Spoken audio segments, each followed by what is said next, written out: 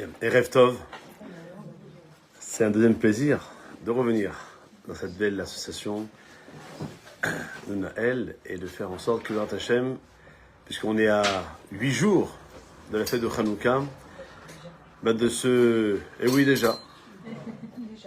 Déjà. Ça passe vite. Wow. Lorsque je vais revenir, ça sera Pessah. Si Dieu veut, la malo. La porte est toujours ouverte. Ça, c'est vrai.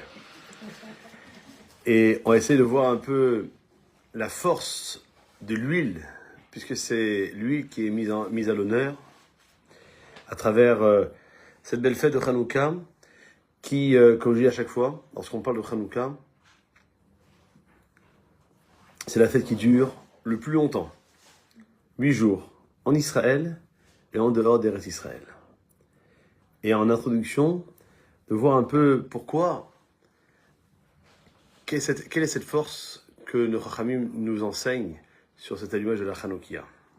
8 soirs où le plus important c'est d'allumer. L'adlik ner Hanouka. D'allumer. Maintenant, c'est une bonne chose de faire attention à ce qu'on va mettre comme veilleuse, comme mèche ou bien comme bougie, dure minimum une demi-heure, sauf le vendredi, où ça doit être beaucoup plus important, puisqu'on doit allumer avant l'entrée de Shabbat. Alors qu'en semaine, on doit attendre la tombée de la nuit. Le meilleur moment, c'est la tombée de la nuit. Deuxième moment, si on ne peut pas le faire à l'heure pile où la nuit tombe, j'ai vu ce matin, c'est 17h09 à Paris. Donc si c'est pas 17h09, c'est entre 17h10 et 17h40, la première demi-heure qui est encore forte. Et si malgré tout cela, on n'a pas la possibilité d'allumer dans ces plages d'horaires que je viens d'indiquer, alors évidemment, à partir de 17h41, le plus tôt sera le mieux. Mais dans tous les cas, il faudra que ces bougies brûlent pendant minimum une demi-heure. Premier soir, on nous demande, dans les textes de la Kabbalah, d'allumer et de prier pour avoir un bon zivoug. Ah bon, Pardon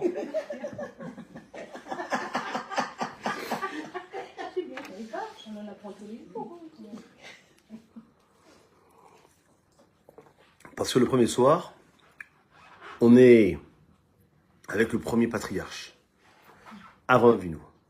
Avraham Avinu, il incarne ce qu'on appelle en hébreu le chesed. Qu'est-ce que c'est le chesed? C'est l'amour. La définition d'un couple, c'est de s'aimer. Comme je dis ce matin dans un cours pour femmes, au nom du Rav Dessler, quel est le synonyme d'aimer? C'est de donner. Lorsqu'on aime, eh ben on donne. Lorsqu'on donne, c'est une preuve que l'on aime. Donc quelqu'un qui est toujours en train d'attendre, de recevoir, c'est qu'il n'aime pas. C'est la plus déçue déjà. Pardon? Déjà, c'est la plus déçue. Ou le plus déçu aussi. Là où le. Ouais. Parce que l'amour, c'est dans les deux sens. Hein. Bien sûr. C'est l'homme vers la femme et de la femme vers l'homme. Donc voilà. On a toujours tendance à penser qu'il n'y a que la femme qui doit être aimée. Ce qui est faux. L'homme aussi doit être aimé.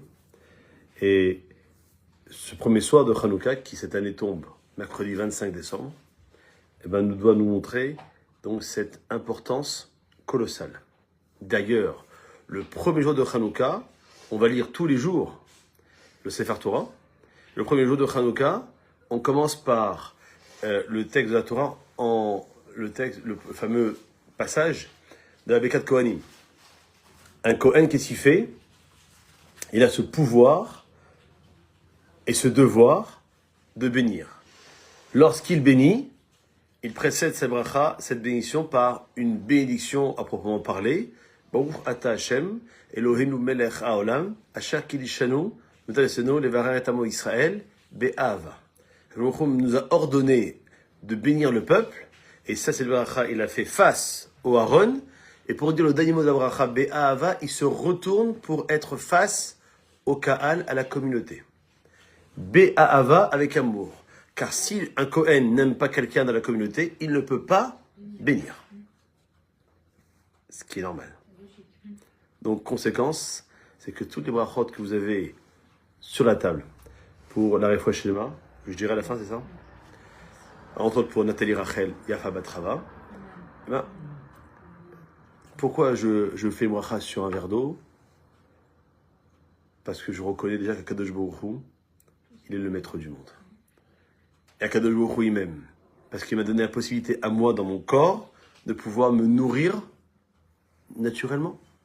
Malheureusement, il y a des gens, on peut les voir à l'hôpital, ils se nourrissent par perfusion. Donc il n'y a pas de bracha à réciter. Nous, parce que Akadosh Baruch Hu nous aime, il nous donne à manger naturellement. C'est pas dire qu'il n'aime pas les autres. On ne rentre pas dans les comptes d'Hachem, mais en tout cas, on parle de nous qui sommes en bonne santé. Et donc, puisque on a une preuve flagrante que Akadosh Baruch Hu nous aime, alors, il faut nous montrer qu'on l'aime. Pour ça, c'est marqué Be'ahava. Be'ahava, ça veut dire bête. La lettre bête correspond au chiffre 2. Il faut qu'il y ait Ahava, l'amour, dans les deux sens.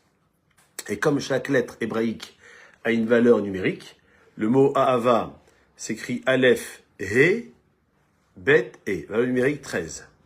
13 fois 2 égale 26. 26, valeur numérique du nom de Dieu. 13, c'est la valeur numérique du mot Echad. Parce que lorsque j'aime l'autre, on fait un. Comme on dit en français, on est dans un commun accord. Comme un, on fait comme une seule entité. Donc un couple fait un. Quand même, les femmes que vous êtes et l'homme que je suis, on n'a pas du tout les mêmes kiffs. On n'a pas la même façon de penser, de vivre, de réfléchir, d'agir, etc.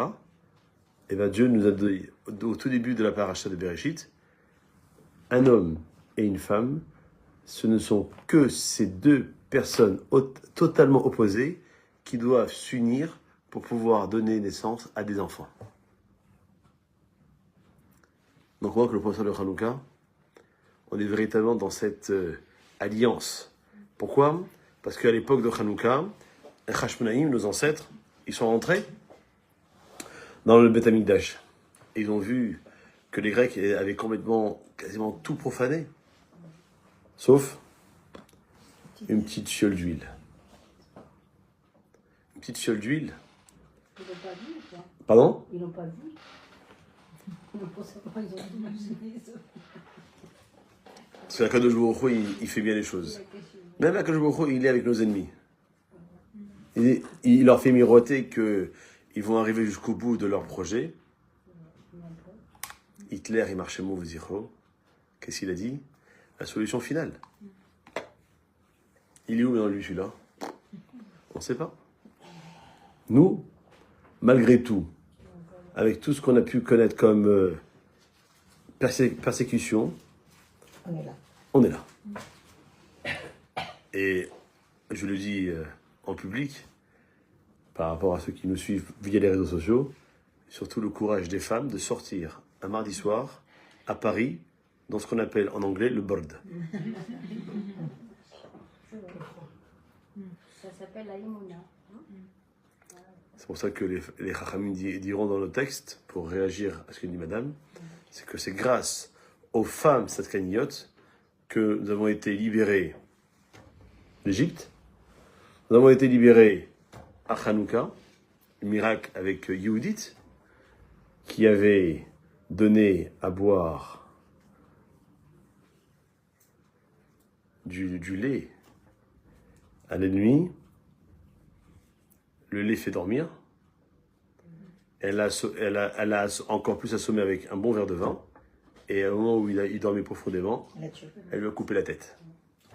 Lorsque les soldats ont vu que leur patron était mort, ils ont dit au mieux ne pas rester ici, ça risque de nous arriver pire. Ils ont pris la fuite. Pourim, avec Esther, et sûrement grâce à votre mérite, que la Géoula Shelema arrivera rapidement avec la vue du Mashiach. Donc évidemment, j'entraîne tous les hommes qui sont mariés à aimer leurs femmes et à les saluer tous les jours, surtout le vendredi soir. Et aux hommes qui sont encore célibataires, sachez que nous avons encore des femmes qui sont libres. Qui sont ces hommes-là? Ah, vous aussi, vous cherchez. Et puis il y en a pas mal. Ça me fait la peine de voir plein de femmes. Franchement, c'est honteux. C'est du gâchis. Ok, voilà. Tout à fait. J'ai dit. En tout cas, le message est passé. Voilà. Si quelqu'un me le dit, j'ai tous les âges ici. Hein, donc, Il m'a fiché. Non, c'est vrai, il faut aider. C'est dommage. faut prier. Il y a un vrai problème dans la communauté.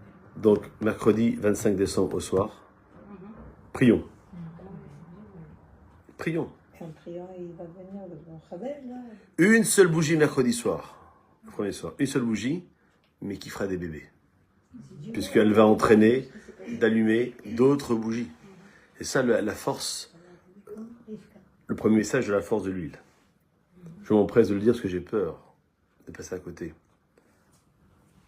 Tov Shem, Mishem en Tov. Ira Shlomo Meler. Vaut mieux une bonne renommée qu'une bonne huile. Parce qu'une bonne huile, on connaît la recette. Il faut avoir des bonnes olives. Sélectionnées, qui ne sont pas pourries, qui sont belles, juteuses, grasses. On va les concasser. Et ce qui va sortir, De l'huile d'olive. ça sera de l'huile. Alors que le Tov, le Shem Tov, la bonne renommée, c'est un travail que chacun d'entre nous doit se lancer durant toute sa vie. Et Rabbi Shlomo Yochai, il nous donne des forces à travers cette notion de Shem Tov, car il nous enseigne que dans la vie juive, il y a 3 couronnes. La couronne de la Torah, pour ceux qui étudient la Torah. Pour ceux qui n'étudient pas la Torah, pchet. La couronne du Kohen. Si je ne suis pas Kohen, pchet. La couronne du roi. Je ne suis pas roi, pchet. Donc si je ne suis pas dans la Torah, je ne suis pas Kohen, et je ne suis pas roi, soit je me mets une balle dans la tête, soit je réfléchis autrement. Et Rabbi Yochanan nous donne cette force-là, qu'il y a une 4e couronne qui est plus importante que les 3 couronnes dont on vient énoncer. Qu'est-ce qui est plus grand que la couronne de la Torah, plus la couronne du roi et plus la couronne du Kohen?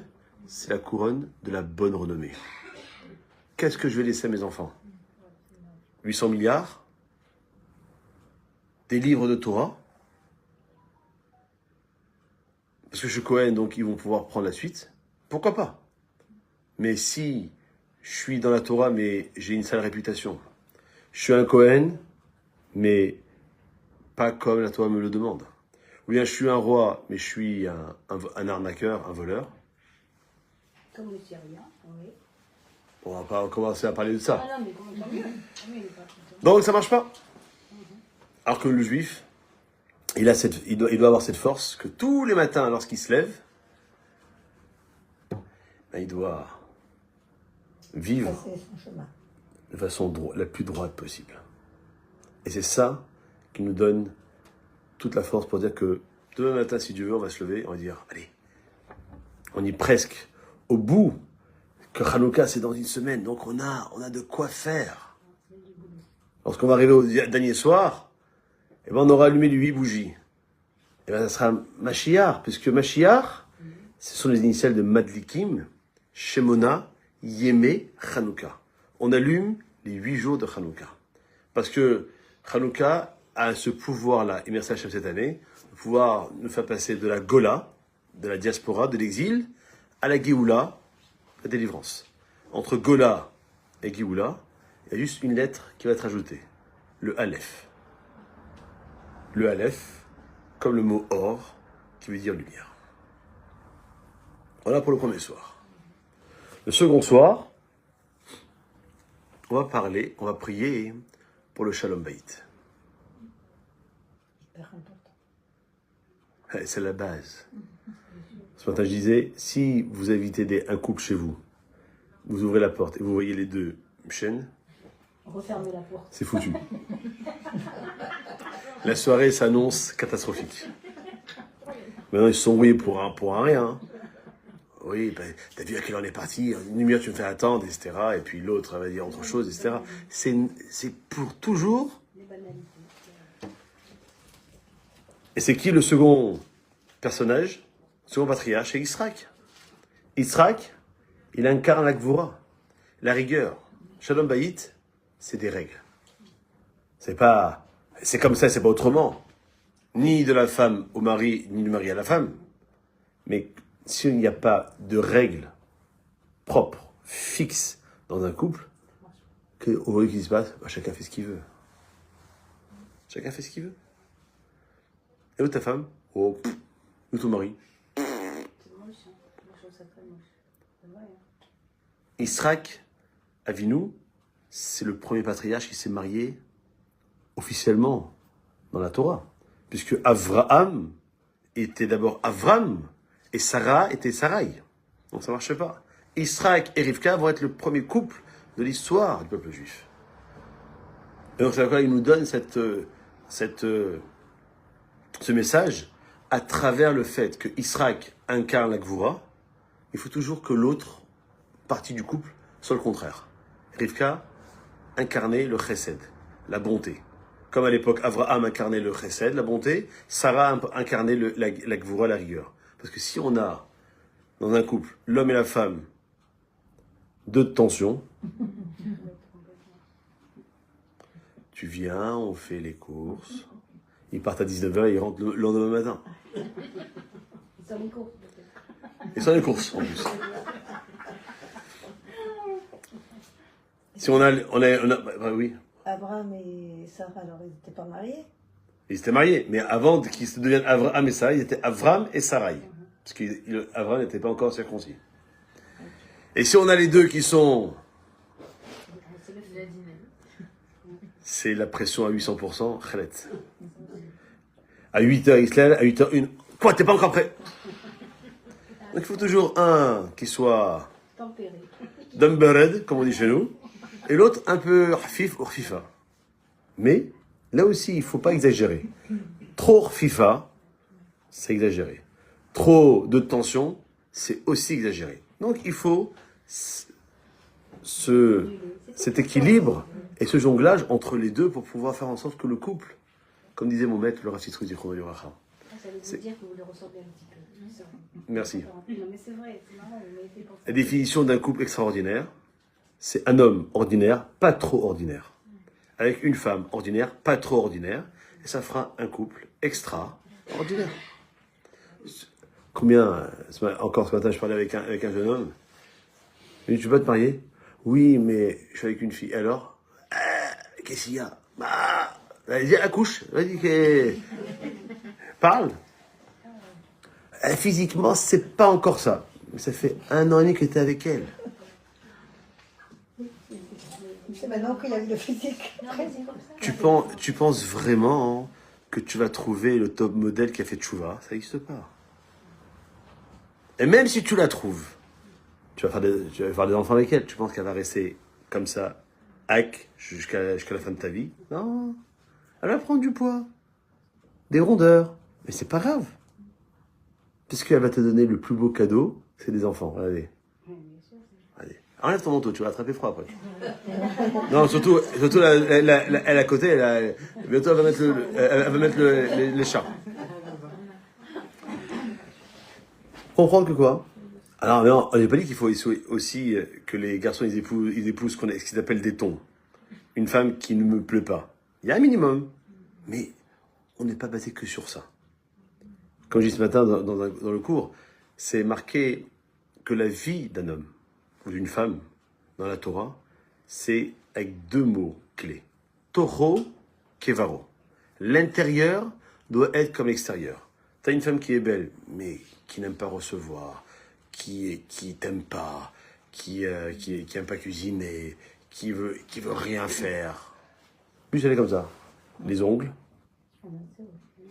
l'épilation, le bronzage, et enfin, tous les jours, lundi, mardi, mercredi, lundi, mardi, mercredi, etc. Il manque quelque chose à ton couple. Donc, Israq, il nous donne à travers sa mida, son trait de caractère qui est la gvoura, la rigueur, que de le shalom bayit, c'est pas dire ah bah je dis oui, je dis toujours oui à ma femme. Mais je ne veux pas aussi toujours dire non à ma femme. Faire en sorte qu'il y a un moment où je dois réfléchir, parce qu'on ne se marie pas à 10 ans, on ne se marie pas à 15 ans. Donc lorsqu'on se marie, on a quand même la tête sur les épaules, sauf cas psychiatrique exceptionnel. Et donc on se doit de pouvoir réfléchir à ce que j'aspire dans mon couple. Parce que une des seules brachot du mariage, elle dit quoi? Binyan adéad.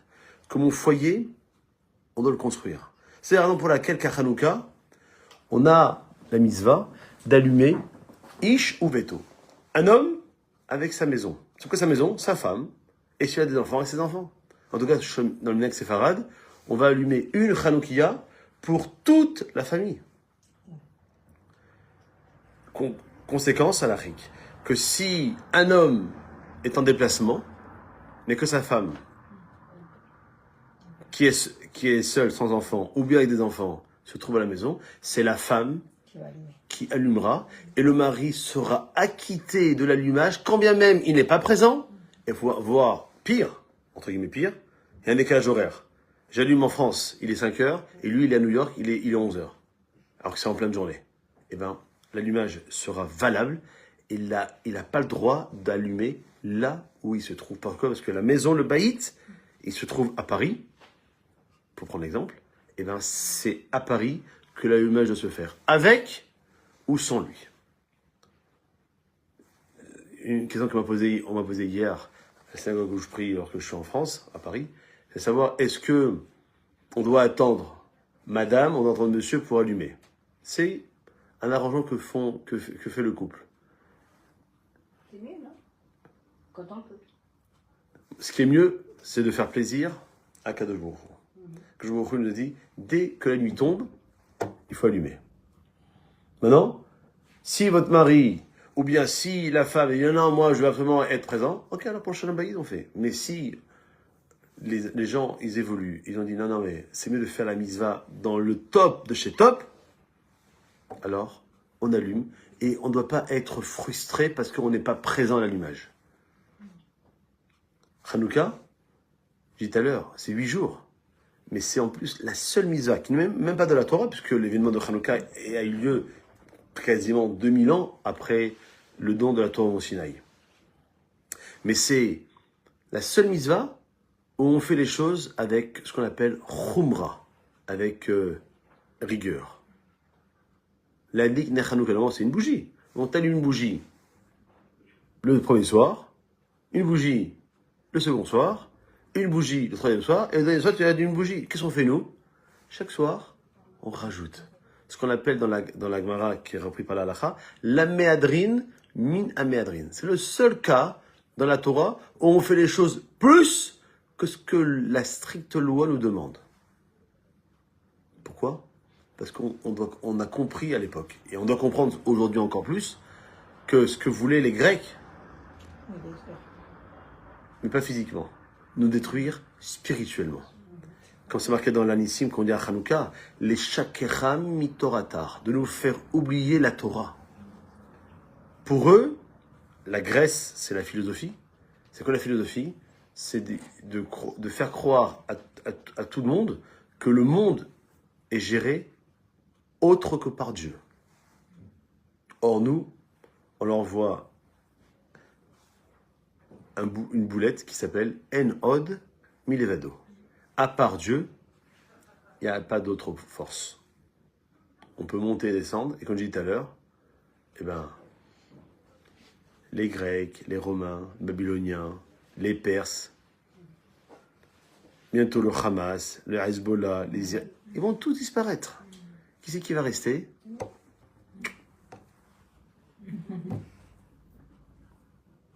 C'est ce que dit le prophète Zecharia, prophète qui va nous donner cette haftara de Hanouka. Ve'aya Adonai le melech al kol haaretz, bayom hahu Adonai echad u'shmo echad. Lorsque la Torah dit Ve'aya, c'est un lachon de simcha, de joie. Quelle est cette joie? Que la kol haaretz, le monde entier, proclamera haut et fort Hashem echad u'shmo echad. Dieu est un, son nom est un. Dieu est un, ok. C'est quoi le nom de Dieu qui est un? Peuple juif. Lorsqu'un juif, il sort d'ici et il fait attention à ne pas faire un faux pas parce que les non-juifs peuvent le voir. alors il fait un Kiddush Hashem. Mais si il est en pleine voiture, il roule à 200 à l'heure en pleine rue, il boule les feux rouges, etc., il a la voiture décapotable, il met la musique Chabad à fond, etc., ou Chassidik en tout cas à fond, qu'est-ce qu'il fait? Il fait un Chilul Hashem. Pourquoi? Parce qu'il montre une image négative du juif. Donc, ça va se passer, et ça sera Bayomaou, un seul jour. Bientôt, tous les non-juifs vont nous reconnaître. Pour l'instant, ils ont ce qu'on appelle le somme. Pour l'instant, ils ont du mal à accepter que nous, il y a 3300 ans, on a dit à Kadosh Baruch Hu, Kol HaShaliber, Hachem, tout ce qu'Akadosh Baruch Hu nous dit, n'a assez, on fera. Mais vous êtes fous. Nous, on a refusé, pourquoi vous avez accepté la Torah? C'est la Torah. Déjà, nous, les Goyim, 7 mitzvot, on a du mal à les respecter. 7 commandements, on a du mal à les respecter. Alors, 613, beau aliyah. Et pourtant, on est là. Et la Torah, elle n'a pas changé d'un iota. Pas une virgule, pas une lettre en plus, pas une lettre en moins. Et les non-juifs vont devenir quoi? Alors, Ils sont plus là. Ils sont partis. ça, non. La Gemara a dit que lorsque le Mashiach viendra, les portes de la conversion seront fermées. Donc, ils resteront en juif. Alors nous, on n'est pas en train de dire qui c'est qui veut devenir juif, qui c'est qui veut... Parce qu'aujourd'hui, c'est, entre guillemets, pour eux, c'est une honte d'être juif. Ils ne connaissent pas le kiff, le kavod d'être l'enfant du maître du monde. Mais il y en a plein qui se convertissent en ce moment. Pourquoi pas? Pourquoi pas? Maintenant, il faut voir aussi quelle est l'intention de Oui. leur conversion.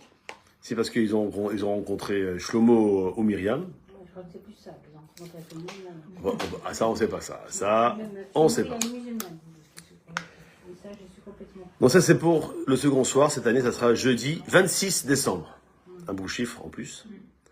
On passe au troisième soir. Cette année, ça sera vendredi 27. Donc ça sera donc avant l'entrée de Shabbat. Donc il faudra mettre des grandes mèches, des grandes bougies pour que ça brûle entre avant l'entrée de Shabbat, bon, on va dire 4h30, et jusqu'à 6h moins le quart, qui est la demi-heure qui suit la tombée de la nuit.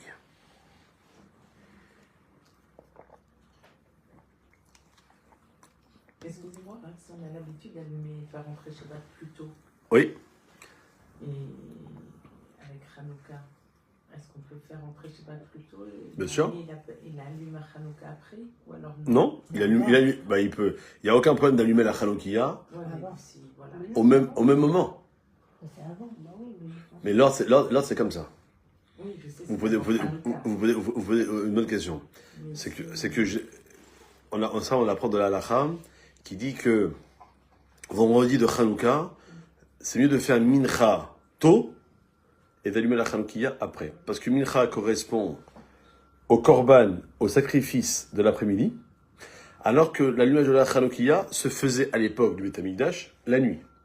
Donc le fait de faire l'allumage de la Hanoukiya et puis mincha, c'est dans le désordre au niveau timing comment ça se passait au Beth Amikdash. Donc la même chose.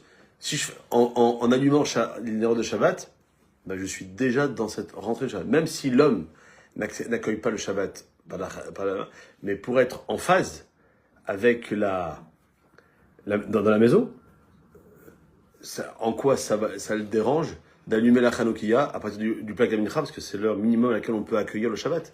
Donc si je me trompe pas, Non, bah parce que c'est tôt et que. on va vérifier tout de suite, comme ça on a la réponse en face.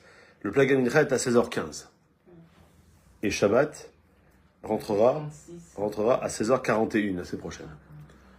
Donc, même si vous allumez vos nérodes de Shabbat à 16h15 et que lui, ça ne le dérange en rien, parce que il n'y a pas d'incident sur le Shabbat. Il peut fumer s'il fume, il peut brancher la plata, il peut se doucher, il peut faire ce qu'il veut. Mais au moins, on est dans le... Il faut comprendre que nos enfants, quel que soit l'âge qu'ils ont, ils sont avec la Kalachnikov pour savoir est-ce que mes parents sont débiles mentaux ou bien ils sont normaux. Moi, lorsque j'habitais en France, j'ai travaillé pendant 18 ans dans une école connue de la région parisienne.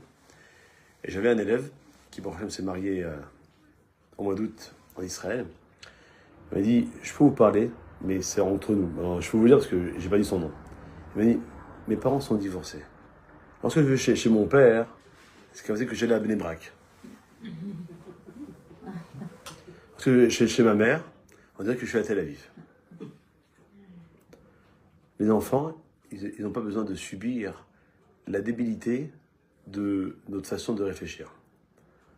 Si la question, elle aurait été beaucoup plus judicieuse, s'il dit, est-ce que parce que mon mari veut allumer le plus tôt possible vendredi à 16h15, est-ce que moi je suis obligé de suivre? La réponse est que non. Parce que si vous voulez attendre d'un moment, vous avez le droit. Parce que l'enchaînement, il est que d'abord on allume la bougie de Hanouka le vendredi et après on allume la bougie de Shabbat. Ouais, tu sais, mais j'ai pris un binder de rentrer Shabbat plus tôt. Sans- Là, quand il y a Hanouka, Votre mérite, il est magnifique. c'est un peu Mais compliqué. c'est pas parce que vous allez allumer à 16h15 que votre mari, il peut pas aussi allumer à 16h15. Parce qu'encore une fois, l'allumage de la Hanouka n'a pas d'incidence sur l'entrée de Shabbat à ce niveau-là. Et déjà quand même, au niveau de la halakha, pour les femmes, pour le Minak Séfarad, même une femme qui allume à 16h15, parce qu'elle veut allumer pour être sûre de ne pas être après dans le lachatz, dans la pression, en allumant à 16h15, elle n'accueille pas Shabbat. Elle peut très bien allumer à 16h15, et après elle dit, bah, moi je prends ma voiture, et je suis invité à manger Shabbat chez ma copine. Hein? Le Tnaï n'est pas obligatoire. Chez les Ashkenazim, l'allumage, il conditionne l'entrée de Shabbat. C'est la raison pour laquelle chez les Ashkenazim, et beaucoup de Séfarades malheureusement ont pris le mec Ashkenaz, c'est que d'abord elles allument, et après elles font la bracha. Or nous on a un principe, c'est que d'abord la bracha, elle précède la misva. Donc nous chez Séfaradim, d'abord on fait la bracha, et après on allume. Et c'est comme ça que, parce que l'allumage ne va pas du tout nous faire, sauf si on allume à l'heure officielle du Shabbat, mais si on allume quelques instants plus tôt, alors on n'a pas ce problème-là. Donc on est au 3e soir, donc vendredi 27 décembre. Bah, on cherche le zivoug. Shalom Bayit, maintenant il faut prier pour avoir des enfants. Avoir des enfants, et ça correspond à la synthèse que représente Yaakov Avinu. Yaakov Avinu, il a pris de son père, Israël, la Gvura, la rigueur, de son grand-père Abraham le Chesed. C'est pour ça que le prophète Micha dira Titen Emet le Yaakov. Tu veux savoir c'est quoi la vie que l'on doit avoir? Ben, regarde Yaakov. C'est pour ça qu'on est appelés, nous les hommes, Béné Israël, et vous les femmes, Bénot Israël.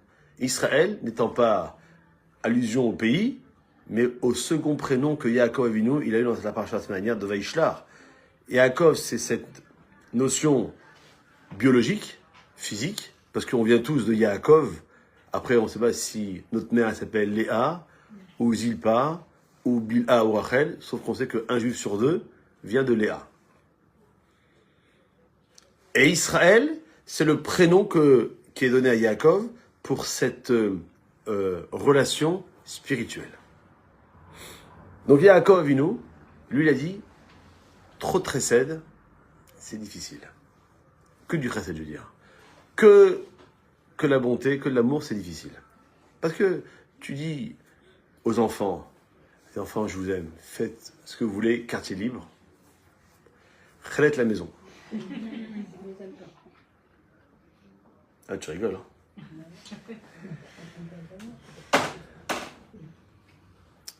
Si on fait comme Israël, que la gvoura, que la rigueur, et mes enfants, c'est pas la prison. Allez, 7h pile, hein? 7h01, tu vas laver le parterre. Et Yaakov, il a dit non. Il faut essayer de jongler entre les deux, ce qui est le plus difficile. Hein. Eh bien, lorsqu'on prie pour avoir des enfants, les enfants, c'est l'union du père et de la mère. Eh bien, on va prier pour que les enfants qui vont naître, ils vont prendre que le plus du père et du plus de la mère. Et qu'ils ne prennent pas le moins. Et même s'ils prennent le moins, parce qu'ils seront obligés de prendre, eh ben, ce moins-là, eh ben, on va les aider. Comme nous, on doit travailler pour faire en sorte que ces défauts, ces traits de caractère négatifs, eh ben, puisse se transformer en trait de caractère positif. Quelqu'un qui est orgueilleux, on va lui faire comprendre que à 120 ans, le monde continuera encore à tourner. Mais l'orgueil, des fois, elle peut être justifiée. Lorsqu'on est en charge d'une famille, ben on doit se montrer qu'on est parent. Aujourd'hui, les gens, ils ont peur d'être des parents. Ils ont peur de dire non à leur enfant. Ah non. Si je dis non, il va me faire une crise. J'en ai pour 3 heures. Et si tu dis pas non, ton fils, ou ta fille, tu vas pas l'éduquer. Ouais. Et comme je parle de Yaakov qui incarne le Emet, la vérité, j'adore rappeler que Emet, c'est l'addition de 2 mots. Em, la mer par laquelle on vient, Met, dans l'état dans lequel on se trouvera à 120 ans lorsqu'on quittera ce monde. Et donc, entre le moment où j'arrive dans ce monde et le moment où je quitte ce monde, je dois chercher la vérité. Et la vérité, je la trouve ni dans les journaux, ni dans la télévision, ni à la radio, ni sur Internet, mais uniquement que dans la Torah. Ça ne veut pas dire que je dois faire que la Torah. Parce que je suis, dit Zohar HaKadosh, je vis dans ce monde-ci, que ce monde-ci, c'est le monde du Sheker. Mais si je ne veux pas vivre dans le Sheker tout le temps, où la Torah me dit, c'est pas que tu n'as pas le droit de mentir, mais mideva Sheker tichak, du mensonge, tu t'éloigneras. Donc, je dois savoir où je dois me situer. Est-ce que je dis, bon, il faut vivre avec son temps, donc je vis dans le mensonge et puis on kiffe. Soit je dis, non, j'ai des valeurs, qui sont des valeurs de la Torah, qui sont au nom du Emet, de la vérité, et je vais vivre avec. Je sais que le monde extérieur est agressif. Je sais. Mais si je ne vais pas rester toute ma vie chez moi, il va falloir que je sorte à un moment. Si je suis équipé pour, j'ai pas de problème. On est en période d'hiver, celui qui veut sortir en t-shirt, elle a ma boule. S'il neige, vous ne mettez pas des chaînes à vos pneus, khalet. Donc quoi? Pour tout, il faut s'équiper. Même les enfants, il faut les armer, comme les enfants. Oui. Il faut leur apprendre des projets qui vont se faire avoir après à l'école et partout. C'est vrai quand même. Ça va être des faibles vis-à-vis des autres. 4e soir, ce sera Motzei Shabbat le samedi 28, donc là, après Shabbat. Et si vous avez, vous avez aussi la bonne chose d'attendre Rabbeinu Tam, vous pouvez y aller, monsieur. Vous allez voir. C'est un enfantillage. Si je peux m'exprimer ainsi. C'est pas une demi-heure de plus qui va être méchant. Et là, la France, c'est la belle Khumra du Shabbat. À 23h05 à Paris, la demi-heure, ça se sent. En été. Oui, mais lorsque vous faites vos comptes, moi même en France, je faisais les comptes selon le Rav Yosef. Rabbeinu Tam, il sortait à 23h35. Bon, c'est une demi-heure. Bon, en tout cas, je vous tends la perche. En tout cas, samedi soir, à la synagogue, d'abord on allume la Chanoukia, puis on fait l'Avdallah. Alors qu'à la maison, c'est le contraire. D'abord, on fait l'Avdallah, et après, on fait la Chanoukia. Pourquoi? Parce qu'à la synagogue, tout le monde est réuni, donc on doit réaliser cette notion de Pirsumé Nissa, de publier le miracle. Donc, tant que les gens sont là-bas, on publie, alors que si on attend la fin de la Tfila et qu'on fait l'Avdallah, les gens ne sont pas acquittés par l'Avdallah de la synagogue, donc ils vont partir. Et s'ils partent, ils ne pourront pas assister à l'image de la Chanoukia. Alors qu'à la maison, on commence par l'Avdallah parce qu'on a un principe que lorsque 2 misotes se font à nous au même moment, la plus fréquente a priorité. L'Avdallah, c'est tous les samedis soirs, alors que Chanouka, c'est une fois par an. En tout cas, cette année, samedi 28 décembre, 4e soir de Chanouka, on est avec Moshe Rabbeinu. Et donc, on doit prier pour trouver son équilibre. Ça, c'est le plus important. Dans tous les niveaux. On était célibataire, on a trouvé son âme sœur, on a des enfants. Maintenant, on doit savoir, comme je disais tout à l'heure, l'équilibre. Parce que les enfants, c'est les meilleures caméras du monde entier. Elles sont sophistiquées, ils ne louent pas un problème.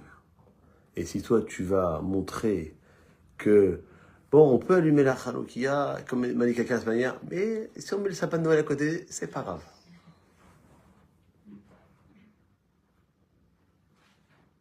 Ou bien un homme qui vient à la synagogue avec son fils, il s'assoit, et pendant toute la tefila, et t'as vu le match de foot, et t'as vu. Et ton fils se fait, mais pourquoi on est venu?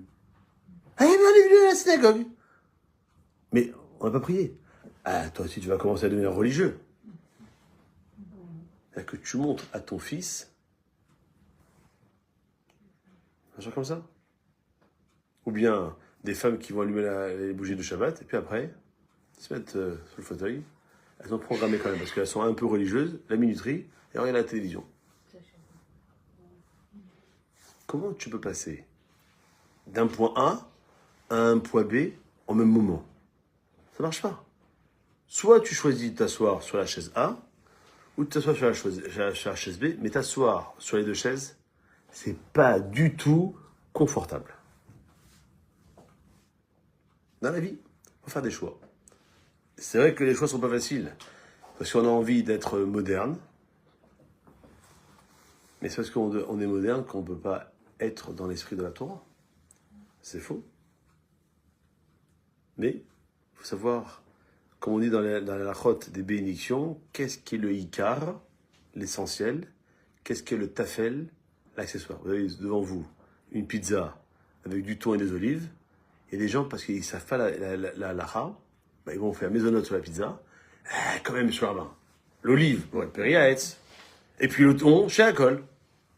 Mais les brachot que tu as fait là sur l'olive et sur le thon, elles sont les vatalot. Ah, mais alors, si en plus maintenant on fait des péchés lorsqu'on fait un misa, mais personne, nul n'est censé ignorer la loi. Il est interdit de rester idiot. Donc tu dois apprendre. Mais si tu n'apprends pas, ça ne marche pas. Bishraï, un grand rabbin, qui a vécu en Irak. Vous connaissez l'Irak, hein, c'est un pays pas très loin d'Israël. Il a vécu dans la capitale à Bagdad. Il explique quelle est la plus grande lettre de l'alphabet. Alors, les jeunes filles. Tu sais pas. Quelle école tu es, toi? Je vais tout de suite appeler ta maman. Alors, en hébreu, la plus grande lettre de l'alphabet? La plus grande. Celle qui prend de la place en haut, sur le côté. Non. Lamed. Lamed, c'est une barre verticale, une barre horizontale et une barre oblique. D'accord? Non, tu vois pas? Tu vois pas? Non, ça c'est en écriture, mais dans ce que c'est marqué dans les livres. C'est quoi cette barre verticale? C'est l'enseignement que les parents donnent aux enfants, que le rav donne à ses élèves. La barre horizontale, c'est les frères et les sœurs entre eux. C'est les élèves qui révisent entre eux. Et la barre oblique, c'est que moi, j'ai été élève. Je suis toujours élève. Mais lorsque je vais transmettre ce que mon rav m'a appris, eh ben, je vais le transmettre. Dans le fond, c'est la même chose. Il n'y a que la forme qui va changer. C'est pour ça que je ne peux pas avoir la même barre verticale du début. Elle va être un peu modifiée. C'est pour ça qu'elle est oblique. C'est ça l'équilibre. Que le 4e soir de Hanouka, on demande Bistrout Moshe Rabbeinu. Moshe Rabbeinu, c'est le rav de tous les juifs. Tunisiens, Marocains, Chabad, Breslev, Ashkenaz, Sepharad. C'est la Torah est de Moshe Rabbeinu. Elle n'est pas de Rabbi Shimon Yochai, ni de Rabbi Nachman, ni de Rabbi Lavish. Elle est uniquement de Moshe Rabbeinu. Donc, Moshe Rabbeinu, il incarne l'éternité.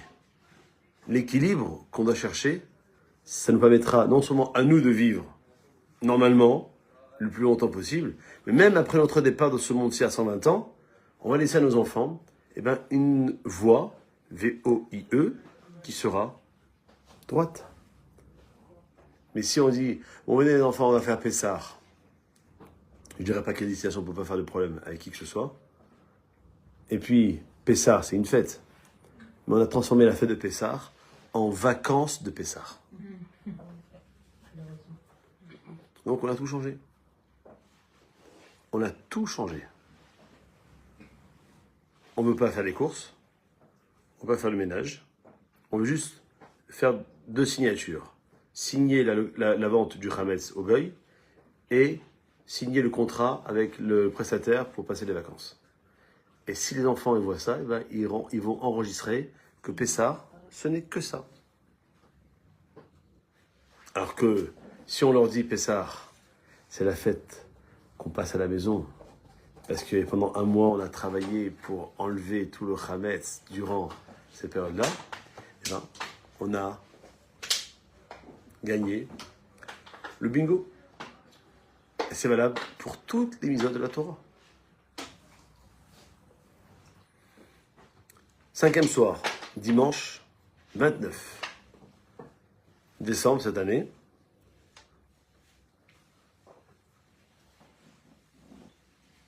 C'est pour le mérite de Aaron. Aaron, qui a cette notion de Hod. C'est quoi Hod? C'est la beauté. On demandera ce soir-là d'être toujours en harmonie avec tout le monde. On a construit notre famille. On était célibataires, on s'est mariés, on a des enfants, on trace, on construit notre famille, mais on vit aussi avec des gens qui ne sont pas de notre propre famille biologiquement. Et bien on doit être en shalom. Parce que si déjà ma femme ne me ressemble pas et je ne ressemble pas à ma femme, alors les autres, qui sont des amis ou des voisins ou des étrangers, on n'a quasiment aucun rapport. Et pourtant, on a une mitzvah de vivre ensemble. De vivre en... Le shalom, c'est pas la paix. Le shalom, ça arrive à cette notion de shlimut. C'est quoi la shlimut? C'est la perfection. Je ne peux pas être parfait seul. La perfection, on l'avait donnée à Adam Arishon et à Chava, Ève. Et ça a mal tourné. Donc depuis, c'est l'imperfection qui s'est installée dans le monde. Après, j'ai la possibilité de voir la chose de deux façons. Soit mon verre, il a encore une goutte d'eau, donc ça va. Soit je dis le verre, il est vide. Moi, je préfère voir la goutte d'eau. C'est-à-dire quoi? Comprendre que parce que je suis imparfait, que je vais c'est comme ça, alors je reste comme ça. Lorsque dans les écoles, on convoque les parents, on dit votre enfant, bah, soit on dit qu'il est nul, et l'enfant il entend ça, je sais pas, si je suis nul, je peux rien faire, parce que je peux pas aller plus bas que 0. Mais sinon, votre fils, il a des difficultés, mais il a des capacités. Donc je suis capable de dire, eh ben, à travers ma vie, eh ben, de pouvoir y arriver. Et là, le 5e soir, on a dépassé la moitié de la Hanoukia. C'est-à-dire que jusqu'à maintenant, 1er, 2, 3, et pas un peu de lumière, mais beaucoup d'obscurité. 4, 50-50. Là, ce soir-là, on est le 5e soir, ça y est, on commence à rentrer dans la majorité. L'huile, qui est toujours notre mot d'ordre de ce soir, est là pour nous rappeler cette notion, que ça ne sert à rien de vouloir faire le grand écart lorsqu'on ne s'est pas préparé. Ça risque de nous amener à un claquage. Et un claquage, ça fait très très mal. Ben, c'est la même chose. On ne demande pas parce que quelqu'un qui était loin de la Torah, d'y revenir, non, tu étais dehors en train de manger du cochon hier, maintenant, tu manges Chalav Bet Yosef, le Chalav Shamour, et tu te couvres la tête, et comme ça, et là, et... Ah! C'est pas possible. Et si je le fais un jour, le lendemain, j'explose. Donc, je dois toujours me donner cette ligne de conduite que chaque jour, j'ai un défi à relever. Comme Hanouka. C'est une bougie le premier soir. J'aurais pu allumer une seule bougie le second soir. Non. Le second soir, j'allume une deuxième bougie. Il y a des gens qui allument 2 Hanoukia et 3. Ça, c'est chez les Ashkenazim. Ah, ouais. Mais nous, on reste juste sur une seule Hanoukia. Ouais. Une bougie un soir, deuxième bougie le second soir. Pourquoi? Parce qu'on a un principe dans la Torah qui est le suivant. En hébreu, on dit Ma'alin Bakodesh Ve'en Moridin. Dans la Kedusha, dans la spiritualité, on ne peut qu'augmenter. On ne pourra pas diminuer. Donc, traçons notre ligne de conduite dans notre vie, chacun, il a ses objectifs à atteindre. Et essayons d'utiliser tous les moyens que Kadosh Baruch Hu nous donne pour pouvoir y arriver. D'ailleurs, à 120 ans, lorsqu'on passera en jugement devant Kadosh Baruch Hu, devant Dieu, eh bien, le maître du monde ne nous jugera pas est-ce qu'on est arrivé au sommet, mais est-ce que tout ce que Dieu m'a donné dans ma vie comme moyens, que ce soit des moyens technologiques, des moyens humains, des personnes que je ne connaissais pas, qui m'a fait rencontrer dans ma vie, est-ce que j'ai profité de ces personnes-là, de ces moyens-là pour pouvoir avancer? Il dira pas. Moi, je reste assis à cette place-là et je ne bouge pas. Ça ne marche pas. Ça le fait pas. Celui qui n'avance pas, il recule. Si voilà, on est ce soir, le 17 décembre, si je m'assois ici, je ne bouge pas, et dans 3 mois, on se reverra. Mais vous, pendant 3 mois, vous allez faire des choses. Il va se passer des choses pendant 3 mois. Et vous venez en 3 mois, alors? Vous avez fait quoi, vous? Moi, j'ai pas bougé. Comment c'est possible? Il y a des gens qui sont comme ça. Ils passent du fauteuil au lit, du lit à la chaise de la cuisine. Ah. Je savais pas que j'avais des dons de prophète. C'est pas moi. Et qu'est-ce qu'on peut faire pour ça? On ne peut pas les aider. Priez. Bah, qui en prie, mais ça ne bouge pas. La prière, c'est la meilleure arme que nous avons dans notre possession. Dira David Ameller dans 1949. Cherev pefiot be'adam. Une arme, une épée, à double tranchant dans notre main. Pourquoi double tranchant? Parce que si on la fait bien, ça ira. Mais si on la fait parce qu'il faut la faire, alors elle sera comme une lettre morte. Une prière, dit le Zohar HaKadosh, qui est faite sans kavana, sans intention, sans concentration, c'est comme un corps sans âme. Un corps sans âme, c'est un corps qui est mort. Si je fais ma tefila juste pour faire ma tefila, et mettre un bonnet, mais être conscient que le matin, je dis merci à Hachem, Avec cœur, oui. avec le cœur, mais même avec notre force, pour dire mais qui suis-je moi pour mériter un cadeau de la part de Dieu d'être remis dans le circuit des vivants ce matin? Oui, mais alors quand on n'a pas le clouk de la faire, est-ce qu'on doit le faire? Puisqu'on fait partie d'un groupe, il y a des moments, c'est vrai, il faut avouer qu'on n'a pas envie, je sais pas, ça sort pas. Est-ce qu'on est obligé de la faire même avec le... Alors on a un principe, c'est que dans les mitzvot, dans la Torah, il faut toujours faire les choses, même si des fois c'est de façon intéressée.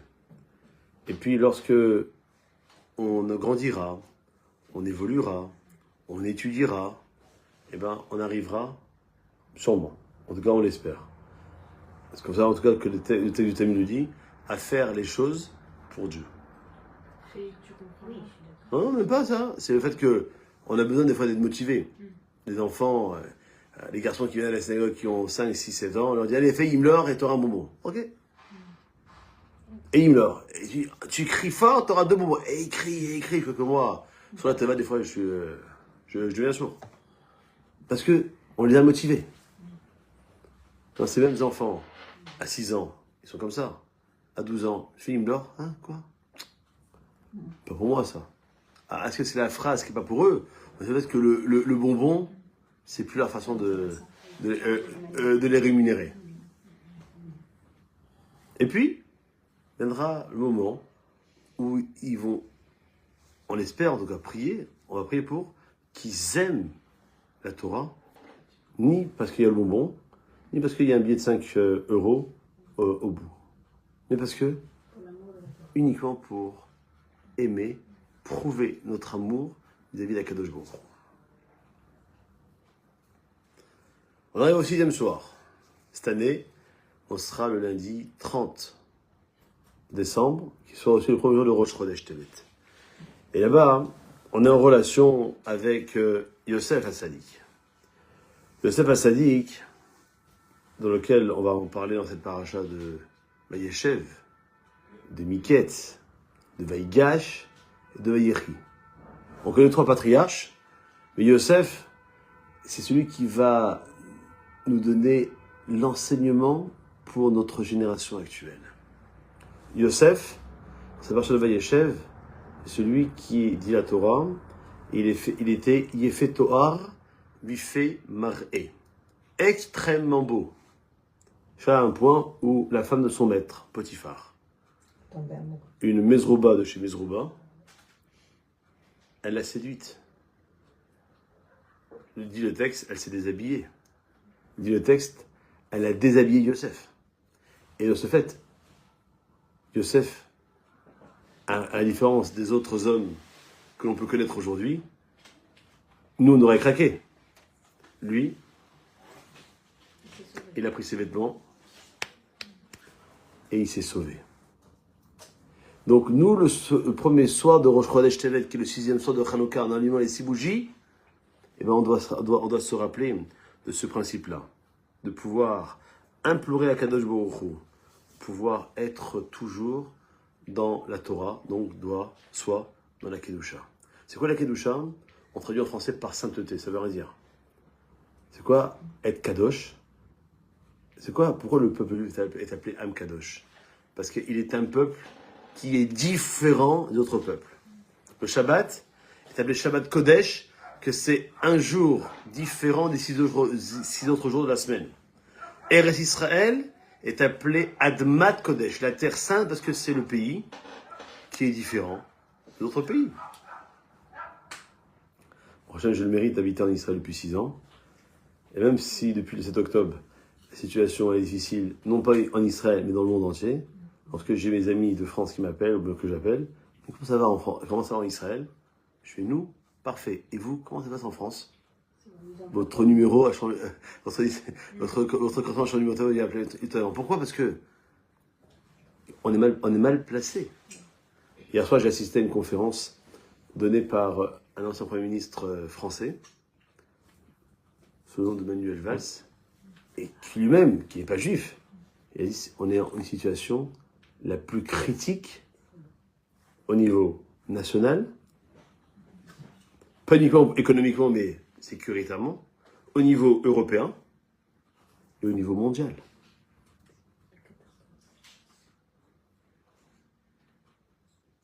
Mais nous, on a un Teilim 23 qui dit Hachem Roy, c'est mon berger. Gam qui a les Mabel, quand même j'irai dans la vallée de la mort, Lo Irara qui a Atami, je n'ai pas peur, je ne crains pas le mal, parce que Ata, toi Dieu, il m'a dit tu es avec moi. C'est le psaume 23. Oui. Donc, le premier soir de Rosh Chodesh Tevet, 6e soir de Hanouka, pensez à Yosef. Yosef, il s'est battu contre toutes les attractions que le monde peut aujourd'hui nous proposer et les choses qu'on peut accepter. Mais d'autres, la Torah nous demande de les refuser.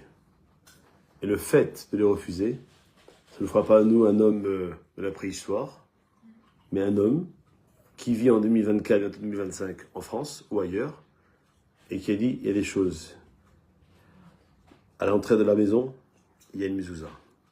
Cette mezouza, c'est pas uniquement pour l'embrasser lorsqu'on sort, lorsqu'on rentre et lorsqu'on sort, c'est aussi pour dire, il y a des choses qui restent dehors, qui ne peuvent pas rentrer chez moi.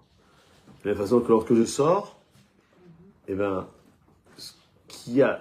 que j'ai appris, ce que je fais, ce que j'enseigne à mes enfants dans ma maison, ça doit les accompagner même en dehors de la maison pour pas qu'ils se perdent. Un juif, il mange cacha chez lui, mais il mange taref dehors. Il y a un problème. Donc le premier soir du Rosh Chodesh Tevet. Rosh Chodesh, c'est ce nom de Rosh Chadash. montrer une nouvelle tête. Cette nouvelle tête, ben, c'est à moi de la présenter. Dans le Moussaf qu'on récite à Rosh Chodesh en semaine, on dit c'est quoi Rosh Chodesh? Zeman Kappara. C'est un moment d'expiation. De quoi? De nos fautes. Mais si je suis pas conscient des fautes que je fais, alors comment ça peut être un moment d'expiation? C'est pour ça qu'on est invité à réfléchir lorsqu'un Rosh Chodesh arrive, savoir quelle faute j'ai malheureusement, entre guillemets, pris l'habitude de faire et que j'ai envie de m'en séparer. Et donc le Rosh Chodesh Tevet, c'est le Rosh Chodesh exceptionnel par rapport aux autres Rosh Chodesh. Pourquoi? Parce qu'il intervient toujours pendant Hanouka. Alors pendant Hanouka, on a la mitzvah de réciter le Hallel complet. Alors que pendant Rosh Chodesh classique, le Rosh Chodesh c'est un minag et il n'est pas complet. Le Rosh Chodesh Tevet, c'est le seul Rosh Chodesh où le minag, où la mitzvah sera toujours de lire le Hallel complet parce qu'il y a Hanouka. Pendant que nous avons une coutume chez nous, les Tunisiens, de célébrer la fête des filles pendant ce jour de Rosh Chodesh. Pourquoi? Parce que les filles, les femmes, ont reçu ce cadeau de Rosh Chodesh parce qu'elles avaient refusé de participer à la faute du veau d'or en gardant leurs bijoux pour elles-mêmes.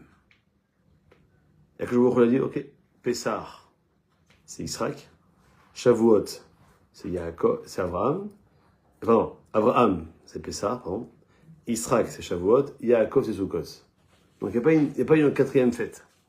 Par contre, il y a une fête, même si elle passe dans les mailles du filet parce que c'est en semaine et que on peut prendre la voiture, on peut prendre le portable, etc. C'est Rosh Chodesh. Rosh Chodesh, c'est un jour de fête. Dans le Birkat Hamazon, si on mange du pain à Rosh Chodesh, on dit Migdol. Lorsque les hommes ils arrivent au Moussaf en semaine de Rosh Chodesh, ils enlèvent les téphilines comme si c'était un Moussaf de fête, pour montrer que c'est un jour extrêmement puissant. Et ce jour est puissant grâce aux femmes. Et c'est pour laquelle que notre minag, chez nous, en tout cas chez les Tunisiens, c'est de mettre les filles à l'honneur à ce moment de Rosh Chodesh, car c'est le Rosh Chodesh où le Hallel est récité en entier, et donc on veut mettre les femmes, comme on l'a dit au début du cours, dans cette même spirale, ça veut dire les mettre à l'honneur. Il reste 2 jours. 7e soir de Hanouka aura lieu donc mardi 31 décembre, non pas pour le réveillon, je précise, et pour le second soir de Rosh Chodesh, qui sera le premier Tevet.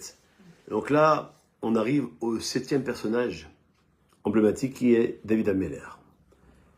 Le 7e, le chiffre 7, il correspond au Shabbat.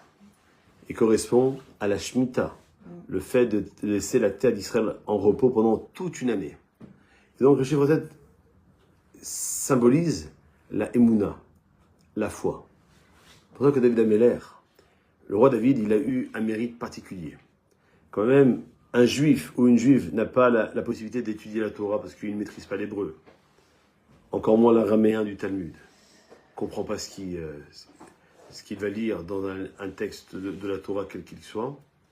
David Ameller, il a eu ce mérite de dire que, à travers la composition des 150 Teilim, eh ben, diront les Chachamim, en lisant les Teilim, c'est comme si on avait étudié la Torah.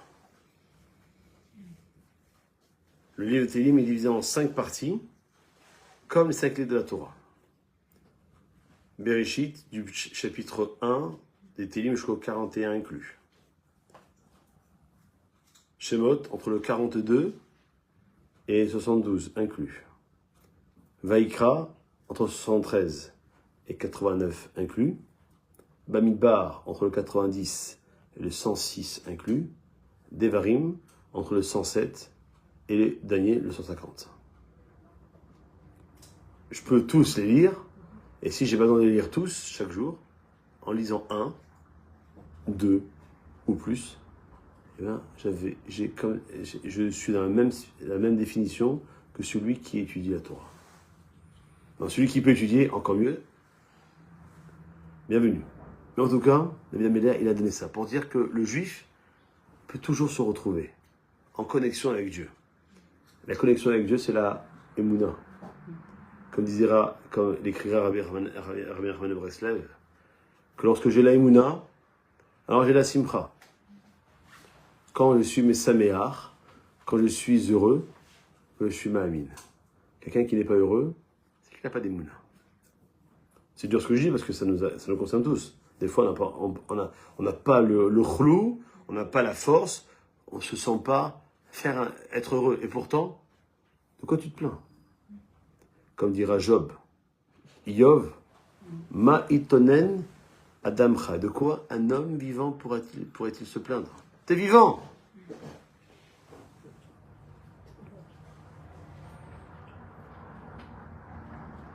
Oui, mais c'est pas tous les fois. On est vivant, d'accord. C'est bien. Et moi, je vois même des gens, des hommes à la synagogue, ils sont malheureux, ils veulent trouver quelqu'un. On est vivant, d'accord, on respire, on marche, on boit. Non, vous avez raison sur le fait que en français comme en hébreu, en français comment on écrit heureux? Avec un X à la fin. Oui. Le X, c'est un suffixe pour dire que c'est un pluriel. Je ne peux pas être heureux seul. Comment on dit heureux en français? Ashrei. Aleph, Shin, Resh, Yud. Le Yud, c'est un suffixe en hébreu pour dire le pluriel. Deux. Donc c'est vrai que le bonheur ne peut pas être vécu seul. Mais c'est parce que on vit seul qu'on doit être la tête de pantin ou de... Non, mais pas tout le temps. Il faut avouer qu'il y a des moments où c'est mieux. C'est d'air. Voilà. Mais c'est parce que quelqu'un, il est célibataire, que lorsqu'il me voit,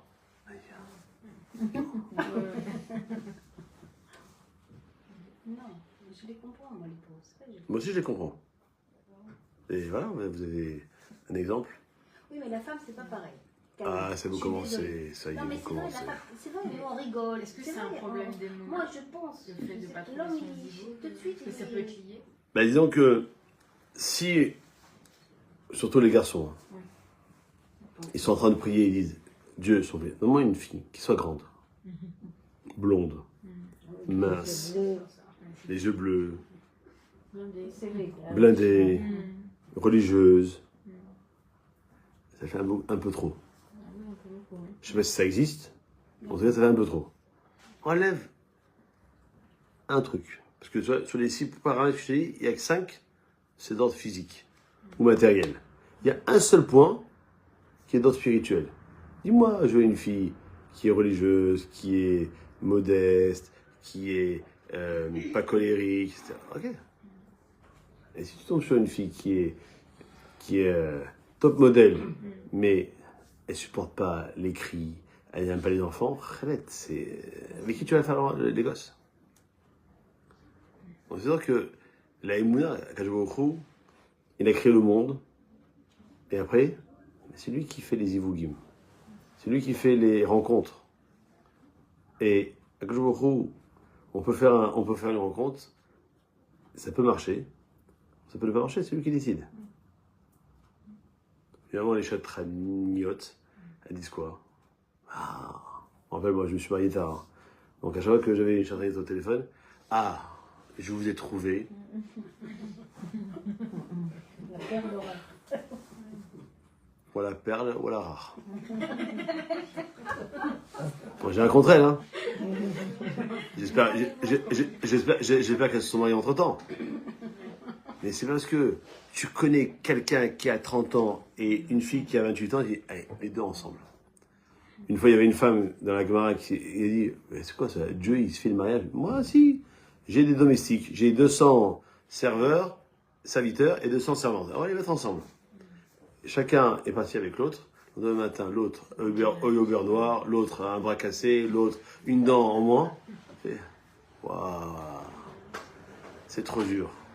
Si on n'a pas la Emouna, hein, ça marche pas.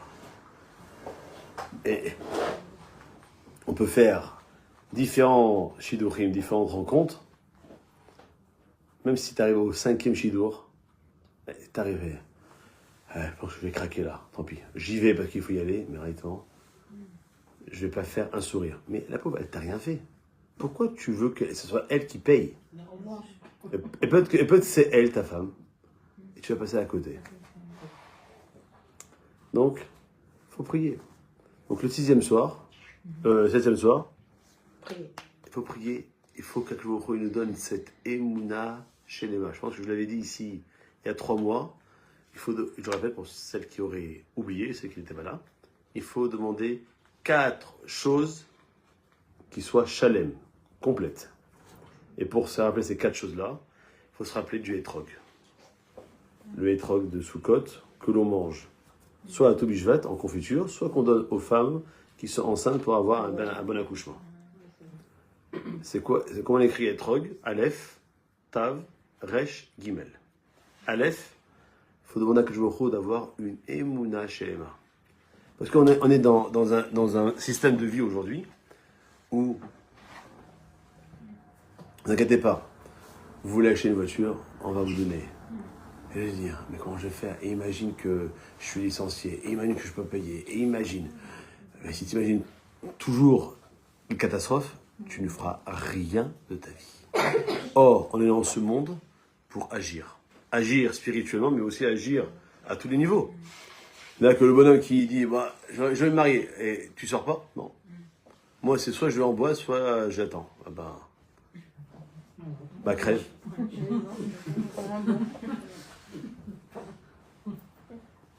T'as choisi que les extrêmes. Soit tu restes chez toi, en pensant que la Kala, elle va tomber du ciel, soit tu vas essayer de trouver ta femme dans un endroit qui est le plus tamé qu'il y a en France, ou ailleurs. La discothèque. Bon, ça marche pas. La Emouna, elle doit nous faire intervenir, une fois il peut intervenir dans n'importe quel domaine. À condition que on rentre dans les rails que Dieu a fixés. Et si vous mettez un vélo sur les rails du TGV, ça fera Catastrophe. ni chaud ni froid. Donc, nous, on doit savoir qu'est-ce que je veux.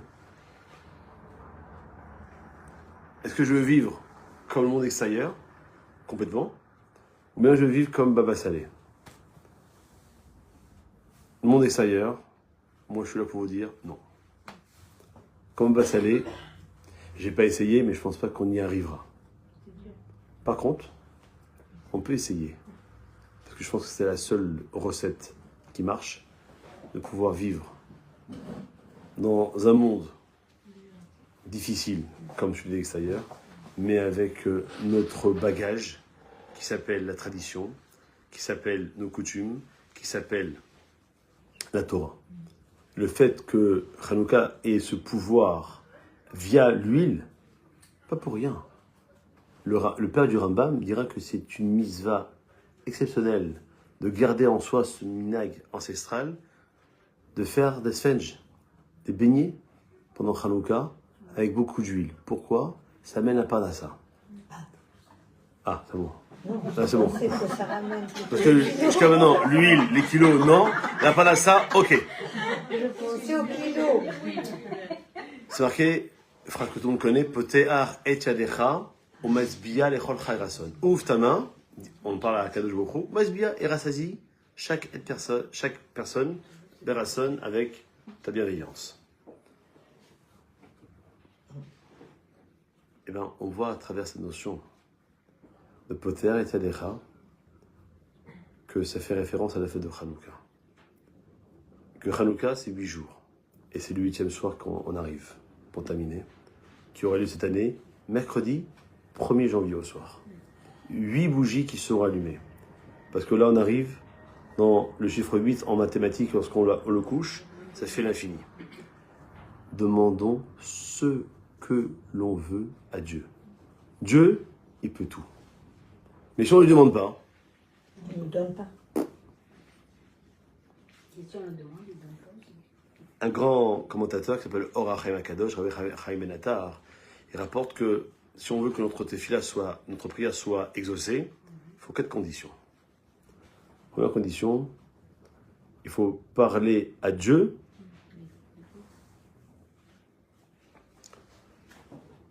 en invoquant sa rachamim, sa miséricorde. Pas dire à Dieu, Dieu, c'est aujourd'hui, j'ai mangé cachère, j'ai fait ma tchila, j'ai donné à Sedaka, donc envoie. Mais Je t'ai donné des mitzvot, pas pour me rappeler que je dois te rémunérer, parce que la rémunération, c'est là-haut. Mais à Hachem, je t'aime. Et je sais que tu m'aimes. Non. Si tu penses que c'est bien pour moi, donne-moi. Donne-moi la femme qu'il faut. Donne-moi le loto. Donne-moi tout. Deuxième chose, de parler à Dieu, de prier à Dieu comme un pauvre. Un pauvre qui s'y fait, eh bien, il est anave, il est modeste. Il va pas dire, excusez-moi, j'ai pas où, comment je peux avoir du foie gras avec une côte de bœuf, et des frites et une bouteille de vin d'il y a 30 ans. Et oh. Tu veux, t'as une pizza avec des pop-corn, des chips, et je pense que ça pourra te rassasier. D'accord. Troisième condition, c'est de prier Et ratson. C'est quoi et ratson? C'est de prier au moment le plus propice. Qu'est-ce qu'on appelle le moment le plus propice? C'est lorsque on prie à la synagogue, lorsqu'il y a minyan, lorsqu'il y a 10 hommes millions qui sont réunis, parce que là, c'est pas 10 êtres humains différents, c'est un seul groupe qui est là et qui fait que grâce à ces 10 hommes réunis au même endroit, la Shekhinah, la présence divine, descend dans cet endroit-là. Donc, Dieu est là, parmi nous, donc il n'y a pas de problème. Enfin, la quatrième condition, c'est de faire en sorte que on soit précis dans nos demandes. Et ce Rav de Roi Chaim rapporte qu'une fois il y avait un homme, il marchait dans le désert. Il dit, j'en peux plus. Hachem, j'en peux plus. Envoie-moi un âne, comme ça moi, je pourrais être sauvé. Qui arrive? Mohamed, avec son ânesse. Il rencontre le juif, et à ce moment-là, il descend parce que l'ânesse, elle était enceinte, elle a voulu mettre bas. Le petit âne, il sort du ventre de l'ânesse. Maintenant, l'arabe, il se trouvait avec son ânesse et le petit âne. Qu'est-ce qu'il a fait? Il a pris le petit âne, il a dit au juif, tu peux le mettre à l'ombre, comme ça moi il ne va pas souffrir, et moi je continue ma route. Il est parti, le juif a fait. Je me retrouve avec un âne. Mais non, au lieu que l'âne, c'est lui qui me guide, qui m'amène à destination, c'est moi qui vais le porter. Si j'avais été beaucoup plus explicite dans ma tefila, dans ma prière, j'aurais dit, je veux un âne pour arriver à destination. Et bien, Akadosh Baruch Hu, il aurait fait. Akadosh Baruch Hu, il est sympa. Il nous demande juste de prier. Et avec ces 4 conditions, on arrive à ça. Donc le soir, le 8e soir de Hanouka, où les 8 bougies là, il n'y a plus d'obscurité. L'huile, elle va faire son travail total. Il n'y a plus de choses négatives dans notre vie. Ce soir-là, c'est une ségoula. De prendre une feuille et d'écrire ce verset de Teilim, Minamesa Karatiya Anani Bamelchavia. Ça veut dire quoi?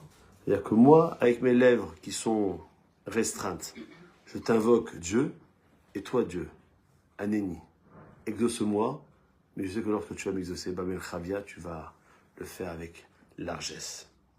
Et dans ce papier-là, après avoir écrit cette phrase-là, écrivez ce que vous voulez. Ce dont vous avez besoin. Vous avez fini d'écrire, mettez cette feuille sous la Hanoukia pendant que les 8 bougies, elles brûlent. Dès que c'est fini, laissez la Hanoukia 3 jours, jusqu'à 3 jours après à la fin de la Hanouka, sur place.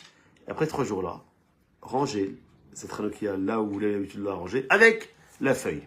Et la station l'année prochaine, 3 jours avant Hanouka, sortez la Hanoukia avec la feuille. Et voyez ce qui manque. Est-ce que tout, une partie, ou rien, a été exaucé?